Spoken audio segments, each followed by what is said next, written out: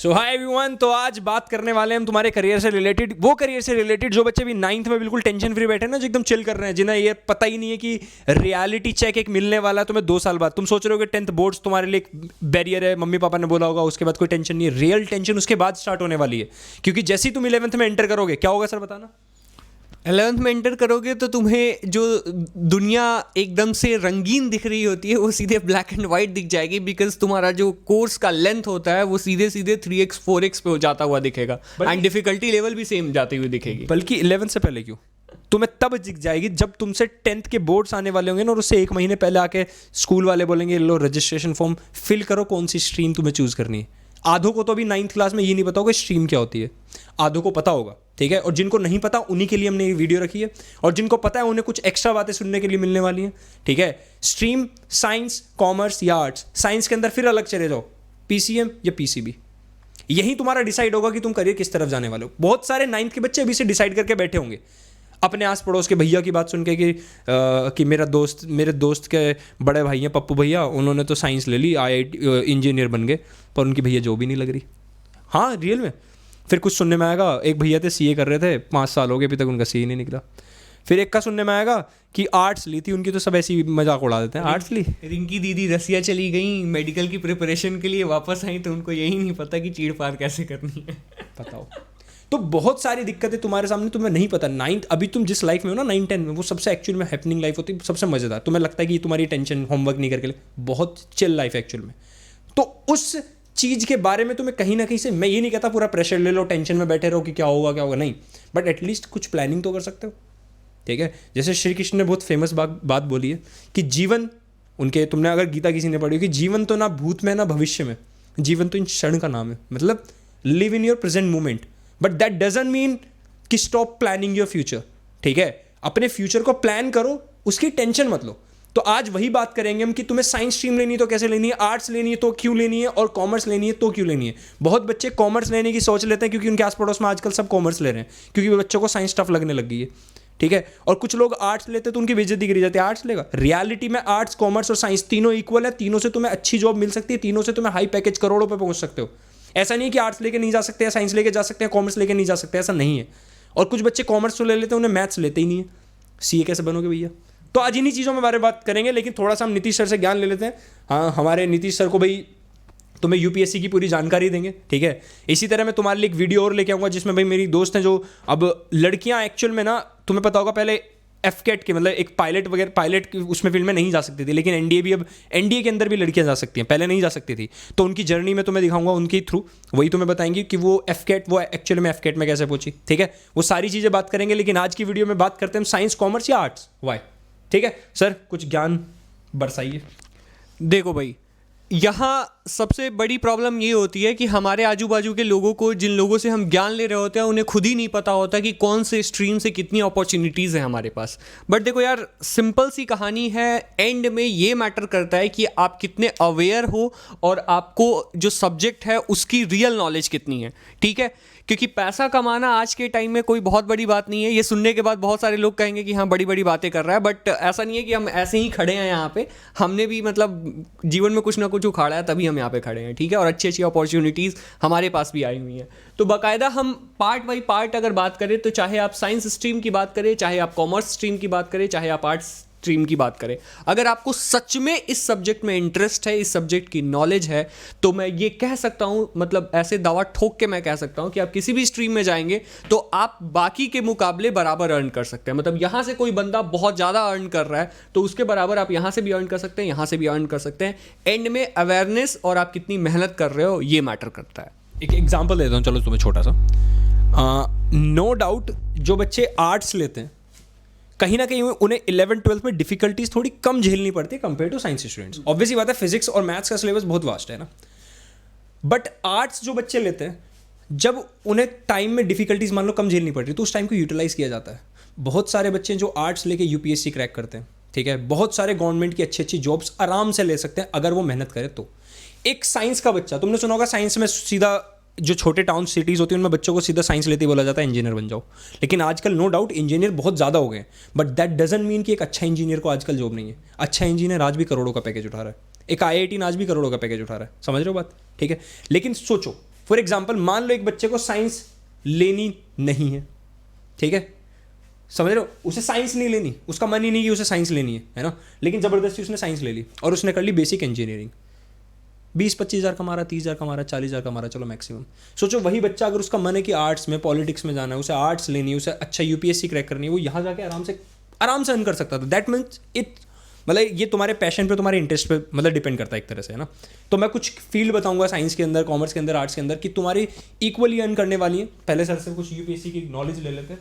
Sir ज़्यादा नहीं, हमें 2 मिनट की कोई यूपीएससी की कुछ अच्छी सी बातें बताओ कि बच्चा किस तरह से प्रिपेयर कर सकता है।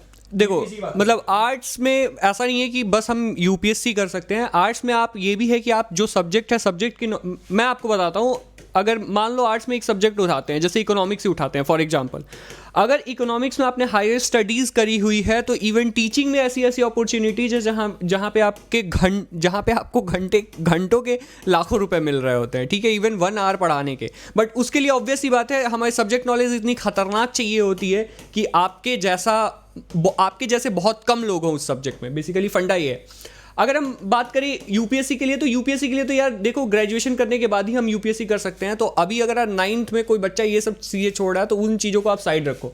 आप बस ये रखो कि आप जो भी सब्जेक्ट उठा के रखे हो उस सब्जेक्ट को इस तरीके से पढ़ो, क्योंकि इसमें एक पेपर होता है ऑप्शनल का जो कि डिसाइडिंग फैक्टर का काम करता है। तो आपको अपना सब्जेक्ट इतना स्ट्रांग करके रखना है, मेनली जिस पे भी आप काम कर रहे हो, कि आपसे बेहतर उस चीज़ को कोई ना जानता हो, ठीक है। तो जो पढ़ो एकदम फोड़ के पढ़ना है, चाहे ये पढ़ो, चाहे वो पढ़ो, इसकी बात हम करेंगे। एंड सर ने बाकायदा बता रखा है कि यहाँ से हम क्या क्या कर सकते हैं, कहाँ कहाँ जा भी सकते हैं इस चीज़ से भी। एंड इवन कॉमर्स के लिए भी इन्होंने सामने लिख दिया है, यहाँ से साइंस से बेसिकली IIT से जाते हैं। तो ये तो पता ही नहीं होगा ना, ये बस टर्मिनोलॉजी आपको बताई जा रही है कि ये सुनने में आपको डरावना सा लग रहा है, बट ये सारी चीज़ें भी आपको देखने मिलती हैं इसके अंदर, ठीक है। ठीक है, ये मैंने कुछ चीज़ें लिखी हैं। ये वो चीज़ें जो तुम्हें बेस्ट मिल जाएंगी फील्ड के अंदर, ये वो हैं जो ऑलरेडी कुछ लोगों को तो पता है, ये नहीं पता होती लोगों को। ये तो कुछ चीज़ें लोगों को पता है, ये तो पता ही है ना। रियलिटी में जितनी जॉब्स, नो डाउट तुम साइंस स्ट्रीम से जब जाते हो तो तुम्हें पता ही होगा कि सर साइंस से जाके हम NDA में जा सकते हैं, पता होगा, बहुत लोगों को पता है, बहुत लोगों को नहीं पता कि सर साइंस लेके ना हम बाकी गवर्नमेंट एग्जाम की प्रिपरेशन और अच्छे से कर सकते हैं, क्योंकि सर साइंस में फिर मैथ्स तो मिल ही जाती है। नो डाउट, ये बिल्कुल अच्छी बात है, बिल्कुल फैक्ट है। ये चीज़ कॉमर्स वालों के लिए भी, तो कॉमर्स वाले भी तो मैथ्स लेके पढ़ते हैं, तो ये उनके लिए भी लागू है। जो मैथ्स वाले एग्जाम है गवर्नमेंट के, वो भी निकाल सकते हैं। आर्ट्स वालों के लिए नो डाउट चलो मैथ्स वाली दिक्कत आती है, लेकिन चलो जब तुम्हारे पास इतना फ्री टाइम है आर्ट्स लेने के बाद, क्या तुम एक मैथ्स सब्जेक्ट एक्स्ट्रा नहीं पढ़ सकते? मैथ्स क्यों कर रहे हो? मेंटल एबिलिटी आती है एक्चुअल में। तो ज़्यादातर एग्जाम में तुम जाओगे मेंटल एबिलिटी तुम्हें मिलेगी, नो डाउट मैथ्स अच्छी तो मेंटल एबिलिटी अच्छी हुई जाती है, तुम डायरेक्ट मेंटल एबिलिटी पढ़ो, क्या दिक्कत है? एक सब्जेक्ट को पकड़ के हिस्टोरियन भी बन सकते हो, इकोनॉमिस्ट बन सकते हो, उसके अंदर भी रिसर्च करने की आपके पास अपॉर्चुनिटीज होती है, चीज़ों को इस लेवल पे लेके जा सकते हो कि उस फील्ड के आप एकदम सर्वज्ञानी सर्वसंपन्न वाले कैटेगरी में चले जाओ, ठीक है। लेकिन यहाँ तो तब तक पहुँचोगे ना जब तुम 10th में डिसाइड करोगे। डिसाइड कैसे करोगे यार, वो सबसे बड़ा मैटर है ना। तुम 9th में अभी टेंशन फ्री होकर पढ़ रहे हो कि सर 9th का सिलेबस बहुत हार्ड है। रियलिटी में 9th का सिलेबस तुम्हें बताऊँ, मेरे पास कुछ बच्चे हैं, सर के पास कुछ बच्चे हैं जो पढ़ रहे हैं, उन्होंने 9th का सिलेबस सिर्फ 2 महीने में कंप्लीट खत्म किया हुआ है। वो बच्चे हैं जो 9th-10th में बैठ के 11th-12th पढ़ लेते हैं, यही एडवांस के क्वेश्चंस कर रहे हैं सिर्फ। लेकिन हाँ, नो डाउट सिर्फ ऐसे 2 से 5% बच्चे होते हैं, और ये वही बच्चे होते हैं जो रेस में, कंपटीशन में सबको बीट करके आगे बढ़ जाते हैं। बट हाँ, यही होते हैं जो इन टॉप कंपनीज में टॉप जगह बैठे होते हैं। बट दैट डजंट मीन कि बाकी बच्चों के लिए कोई जगह नहीं है। मैटर करता है तुम्हारी अवेयरनेस कितनी है। अगर मान लो तुम एक हिस्टोरियन, एक रिसर्चर बन जाओ, हिस्ट्री में बन सकते हो, इकोनॉमिस्ट बन सकते हो, बहुत सारी चीज़ें ऐसी है ना जिनका लोगों को पता नहीं है। सोचो जिनके अंदर कंपटीशन अभी एक्चुअल में है ही नहीं। एक काम करना है, बैठ के 1 हफ्ते के लिए रिसर्च करनी है, दैट्स इट। या फिर उन बच्चों की तरह कम्पीट करना है और तगड़े लेवल पे मेहनत करनी है। अब डिसाइड तुम्हें करना है। बट हाँ, तुम्हारे पास कुछ बच्चे ये चीज़ सोचना ही स्टार्ट करते हैं जब 10th खत्म होने वाली होती है, जब सोचने का टाइम नहीं बचता। तुम्हारे पास अभी 9th है, एग्जाम खत्म होंगे, ठीक है। लास्ट वीडियो तुमने देखी होगी जिसमें हमने 2 महीने का पूरा डेट बताया किस तरह से करना है। वो खत्म करो, 1 महीने का गैप होगा, चाचा मामा फूफा के घूमने की बजाय 2-3 दिन के लिए घूम के आओ। चलो अगर तुम्हें थोड़ा चिल करना है, वापस आके सोचो, 1 हफ्ता लो और डिसाइड करो कि तुम्हें एक्चुअल में करियर में बढ़ना कहाँ है आगे, ठीक है। मैं भी यहाँ तुम्हें वीडियोस बता के चला जाऊँगा, 4-5 चीज़ें बता के चला जाऊँगा। कोई और वीडियो देखोगे वहाँ पे भी जाके देख लोगे, अच्छा ये बनेंगे, चलो भैया ने ये बोला स्टार्टअप खोल लेते, स्टार्टअप खोल। भैया तुम समझो स्टार्टअप कितने सक्सेसफुल होते हैं दुनिया में। आज हर कोई स्टार्टअप करने के पीछे भागा हुआ है। जैसे कि कुछ लोगों के दिमाग में आता है सर मैं क्रिकेटर बनूंगा। रियलिटी में हर साल क्रिकेट में कितने, चलो IPL आने की वजह से नो डाउट कि ज़्यादा क्रिकेटर होने लग गए, लेकिन सोचो साइंस का, कॉमर्स का, आर्ट्स का, तीनों स्ट्रीम का बच्चा क्रिकेट क्रिकेट के लिए तैयारी करता है, समझे? ये तीनों मिलके क्रिकेट अकेले एक चीज़ के पीछे पड़ रहे हैं, और पूरे साल में मैक्सिमम 10 खिलाड़ी सेलेक्ट होते होंगे, चलो 12 हो गए। अगर तुम अकेले साइंस में IIT की बात करोगे ना, उसमें भी 10,000 हो जाते हैं। यानी वो तो बहुत टफ चॉइस है। नो डाउट अपने पैशन के लिए खेलो, और तुम्हें एक तरह लगता है कि तुम्हें मौका मिल सकता है तो एक ट्राई मारो, है ना? लेकिन मैं तुम्हें बोल रहा हूँ कि 10th में ही डिसाइड, 10th के और 9th के बीच में डिसाइड कर लो कि तुम्हें एक्चुअल में करियर लेके कहाँ जाना है, ठीक है? Over to you. तो यहाँ तुम्हें ये तो क्लैरिटी मिल गई होगी। अब जैसे बात यहाँ आती है कि इन सब्जेक्ट में हम इंटरेस्ट कैसे डेवलप करेंगे। देखो, यहाँ भी तुम्हें मैथ्स पढ़ना ही होगा। अगर आप ये सोच रहे हो कि कॉमर्स में चले जाओगे और मैथ्स की नॉलेज नहीं चाहिए, तो आपको बेसिक मैथ्स अच्छी करनी है। मतलब अगर आप क्लास 9th के अंदर हो, 9th के बाद अगर आप 10th के अंदर जा रहे हो, तो यहाँ आप ये ध्यान रखिए कि आप हर सब्जेक्ट पे अपनी पूरी पकड़ बना के रखेंगे, ठीक है ना? क्योंकि वहाँ से फिर आपको क्लैरिटी मिलेगी कि मैं किसी भी फील्ड में जाऊँ तो चीज़ें अच्छी करनी है वहाँ। एक एग्जाम्पल है, मेरे कुछ दोस्त थे स्कूल में, जब हम 10th में थे तो 11th में पहुंचे, उन्होंने मैथ्स छोड़ दी। बनना उन्हें चाहिए था, मैथ्स छोड़ दी, आज तक नहीं हो पाया। घनघोर पाप, सीरियसली। इवन वो बैंकिंग की जॉब भी नहीं ले पाते क्योंकि उन्हें मैथ्स नहीं आती। अब वो बैठ के मैथ्स पढ़ रहे हैं। हमारी सीखने समझने की शक्ति 9, 10, 11, 12 में बहुत ज़्यादा होती है, वो धीरे धीरे घट जाती है जैसे तुम्हारी एज बढ़ती है, क्योंकि चीज़ें तुम्हें बहुत सारी ऑक्यूपाई, तुम्हारे दिमाग में बहुत सारी चीज़ें आ जाती हैं। तुमने सुना भी होगा, छोटी एज में बच्चे जल्दी चीज़ें सीख जाते हैं, स्विमिंग, ड्राइविंग, सब कुछ एक्चुअल में। तो जब तुम्हारे पास 9, 10th में टाइम है, तो अभी उसे टाइम को वेस्ट क्यों करना? 9th में सबसे एक इंपॉर्टेंट बात ये कि तुम्हें एग्जाम के लिए इतना टेंशन लेने की जरूरत नहीं है। तुम्हें कोई अभी बोर्ड्स की परसेंटेज इतनी, नो डाउट कि डिसेंट सी परसेंटेज तो चाहिए, बट रट रटा के अगर आगे पहुंच गए तो वो जो एक ऐसा मानो, तुमने सुना है ना, बिजली का बिल भरना आते लोग, तो वो क्या करते हैं, अपने मीटर में ना यूनिट्स घटवा लेते हैं। उन्हें पता नहीं होता वो यूनिट्स इकट्ठी हो रही होती हैं, और एंड में जाकर उन्हें पूरा बिल भरना पड़ता है। तो जो तुम अब रट रहे हो ना, धीरे धीरे अगले साल थोड़ा और रटोगे, वो तुम्हें किसी ना किसी दिन भरना पड़ेगा, चाहे 11th या 12th, कभी तो भरना पड़ेगा। तो क्यों ना अभी से स्टार्ट कर दो, धीरे धीरे चीज़ों को समझना स्टार्ट करो, ठीक है? बहुत ज्ञान की बातें हो गई है ना? तो बेसिकली बात यहाँ सिंपल सी है कि अगर स्टिल आपको इन टॉपिक्स में कोई भी इंक्वायरी है कि हाँ सर हमें ये कैसे चूज करना चाहिए, वो कैसे चूज करना चाहिए, वो सारी चीज़ें आपको कमेंट में हमें क्लियर कट बतानी होगी, ताकि वहाँ पे भी हम आपको कमेंट के अंदर वो चीज़ें क्लियर कर देंगे। बट बस हमारा मोटिव ये था कि ऐसा नहीं है कि तुम्हें डीमोटिवेट होना है कि मुझे इसमें इंटरेस्ट है। तो मेरे जो बगल के चाचा हैं वो तो ये कह रहे थे कि नहीं बेटा IIT नहीं गए तो तुम्हारी जीवन खत्म हो गई। तो बोलो बेटे चाचा तुम तो नहीं गए, तुम्हारा जीवन खत्म हुआ। तो ऐसा ये बात बेसिकली आपको ध्यान रखनी है। तो आपको इंटरेस्ट किसी में भी हो, इवन DU के अंदर आप आते हो, मान लो जिसमें आर्ट्स के कॉलेज हैं, आप देख लोगे तो सेंट स्टीफेंस हो गया, वहाँ चले गए, वहाँ से आपने इकोनॉमिक्स के अंदर जाओगे, 99% चाहिए होता है चीज़ों को निकालने के लिए। ये पूरी लाइफ है, ये वो पार्ट है जो तुम पढ़ रहे हो, ठीक है? तो बेसिकली करियर टेंशन मत लेना, ऐसे सर IIT निकला अब क्या करें। अभी तुमने सुना कुछ नहीं है की न्यूज़, सोचा नहीं है भाई, पूरी लाइफ है भाई, ये पूरी कुछ ना कुछ तो कर ही लोगे।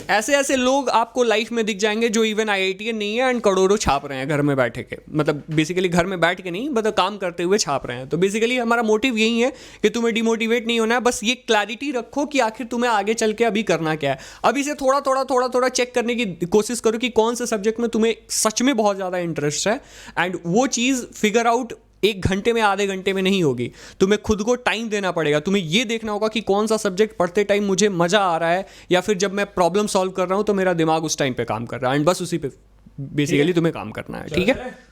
सर आप स्टॉप रिकॉर्डिंग कर दो, चले, बाय बाय।